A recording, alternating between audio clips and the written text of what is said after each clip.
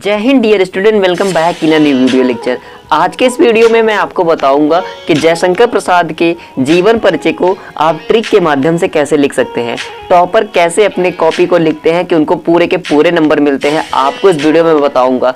सारी चीज़ें बढ़िया से बताने वाला हूँ। एक ट्रिक लगाएंगे, अगर आप भूल भी जाते हैं कि किस सन में वो पैदा हुए थे, उसके लिए भी मैं आपको बताऊँगा कि अगर भूल जाते हैं तो आपका नंबर नहीं कटेगा, बिल्कुल सही नंबर आपको मिलेगा। सब कुछ आपके सामने लिखूंगा, यहाँ से लेकर के यहाँ तक पूरा सारी चीज़ें आपके सामने होंगी। जीवन परिचय मैं दिखाऊंगा आपको कैसे लिखते हैं, टॉपर कैसे लिखते हैं, ये ट्रिक क्या होती है, वो ट्रिक भी मैं आपको बताऊंगा। 100 में 100 नंबर आपको मिलेगा, क्योंकि 10 नंबर का जीवन परिचय पूछा जाता है आपसे। 5 नंबर तो गद्य का होता है, 5 नंबर पद्य का।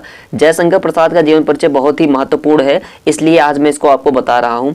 सबसे पहले आप अपने पेपर में क्या करेंगे, इस तरीके से इसको लाइन ड्रॉ करेंगे। जैसे मैंने डबल लाइन ड्रॉ की है, ऐसे आप लोगों को डबल लाइन खींचनी है। फिर उसके बाद आपको कुछ चीजें लिखनी होंगी वहां कम से कम आप 5 चीजें यहाँ पर डिटेल में लिख देंगे। यहाँ पर 5 चीजें आपको ये ऐसे लिखनी होंगी: नाम, पिता, माता, जन्म, जन्म स्थान, मृत्यु और प्रमुख रचना। किसी का भी जीवन परिचय आए तो इतनी चीजें आपको कम से कम लिखनी है। अब जैसे इसमें हमने लिखना है जयशंकर प्रसाद के लिए, तो इनका नाम हम सबसे पहले लिखेंगे जयशंकर प्रसाद।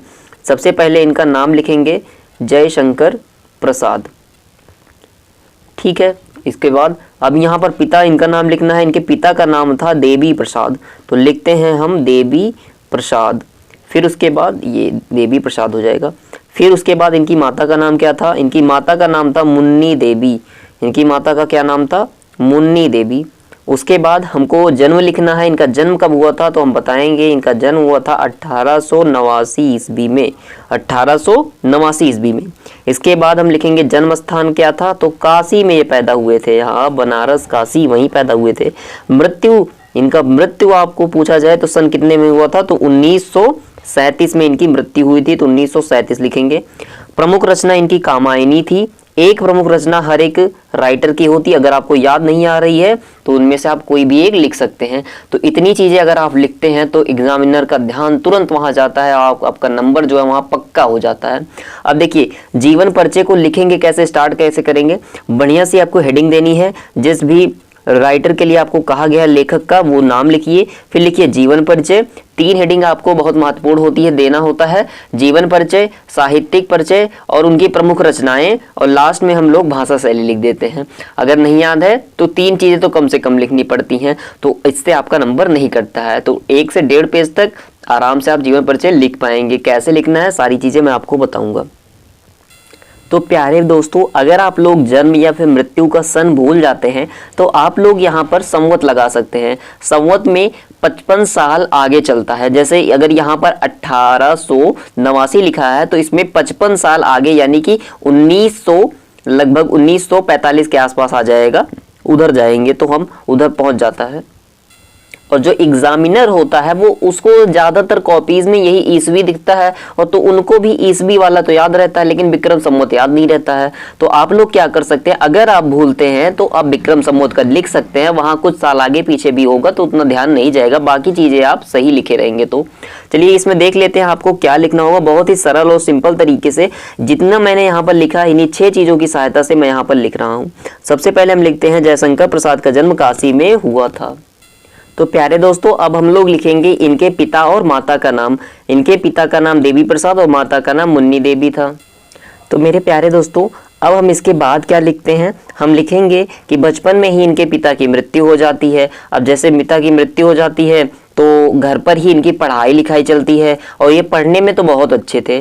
पढ़ने में इतने अच्छे थे कि 4 से 5 भाषाएं, जैसे हिंदी हो गई, इंग्लिश हो गई, और हिंदी, अंग्रेजी, फारसी, उर्दू, इन सबको ये घर पे ही पढ़ लेते हैं। तो इनके लिए एक ट्यूशन मास्टर लगाया जाता है, घर पे ही सारी चीज़ें पढ़ लेते हैं और घर पर ही अपनी रचनाएं करना शुरू कर देते हैं।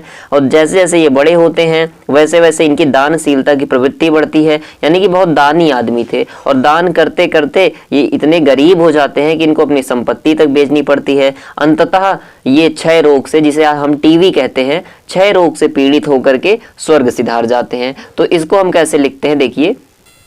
तो प्यारे भाइयों, जितना मैंने आपको बताया मैंने यहाँ पर लिख दिया है। इन्होंने किन भाषाओं का ज्ञान प्राप्त किया, अंततः 48 वर्ष की आयु में क्षय रोग से इनकी मृत्यु हो जाती है। अब इनका साहित्यिक परिचय लिखते हैं।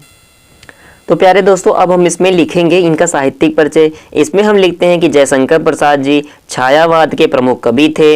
इन्हें इनकी रचना कामायनी के लिए मंगला प्रसाद पारितोषिक से सम्मानित किया गया। ये नागरी प्रचारणी सभा के अध्यक्ष भी रहे। इतनी चीजें हम लिखते हैं यहाँ पर।